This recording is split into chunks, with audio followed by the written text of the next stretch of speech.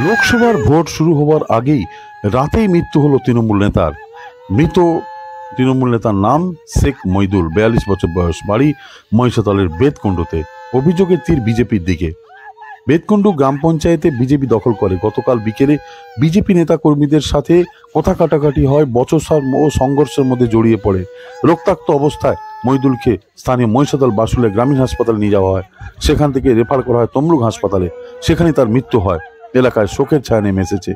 তৃণমূলের নেতা অভিযোগ অস্বীকার করেছে বিজেপি। নিজেদের গোষ্ঠী কন্দল বলে বলেছেন বিজেপি। রাজ্যের পঞ্চম দফা অবাধ ও শান্তিপূর্ণ ভোট হলেও ষষ্ঠ দফা সংঘর্ষ, অগ্নিসংযোগ মতো ঘটনা। মহিষাদলের বেতকুণ্ডুতে তৃণমূল নেতা খুনে আটক করা হয়েছে 5 জনকে। রিপোর্ট তলব কমিশনের। মহিষাদল থানার ওসি নাড়ুগোপাল বিশ্বাস জানান, তদন্ত শুরু হয়েছে এবং তদন্তের স্বার্থে 5 জনকে আটক করে জিজ্ঞাসাবাদ করা চলছে। ঘটনাটা উনি আমাদের তৃণমূল কংগ্রেসের প্রাক্তন পঞ্চায়েত মেম্বার এবং এখন বুথের চেয়ারম্যান আছে, আমাদের বেতকুণ্ডু অঞ্চল তৃণমূল কংগ্রেসের সহসভাপতি এবং জেলার ভাইস প্রেসিডেন্ট আছে যুবর। এবার উনি কালকে আমরা বুথে, আমাদের প্রত্যেকটা বুথে যেমন ফিস্ট হয়েছিল, ফিস্ট হয়ে রান্না খাওয়ার পরে বাড়ি এসেছিল। বাড়িতে আসার পরেই ওখান থেকে একজন ফোন এলো, বলে আচ্ছা আমি এক্ষুনি আসতেছি, ফোন করেছে। তারপরে ওখান থেকে যে গেল, যাওয়ার পরে আমরা ফোন করছি আর ফোনটা রিসিভ করেনি।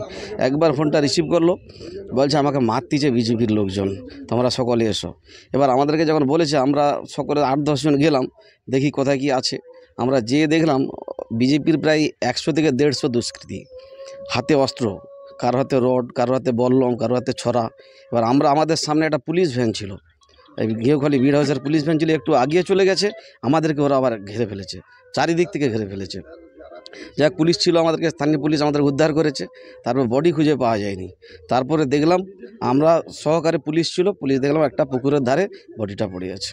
মানে বাড়ি থেকে কত দূরে হয়েছে? বাড়ি থেকে প্রায় 2.5-3 কিলোমিটার দূরে দেউলপাতা ধর্মপুর মোড় আছে, ধর্মপুর।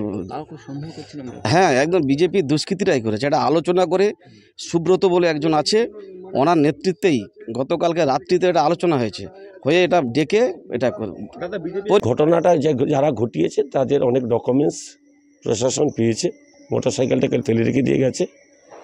অতএব সেখানে বিচার করলে আইনের পথে চলবে, সেখানে বোঝা যাবে কারা দোষী। যদি আমাদের কেউ দোষী হয় তাহলে গ্রেপ্তার করবে। এটা আমাদের কোনো গোষ্ঠীদ্বন্দ্ব নেই।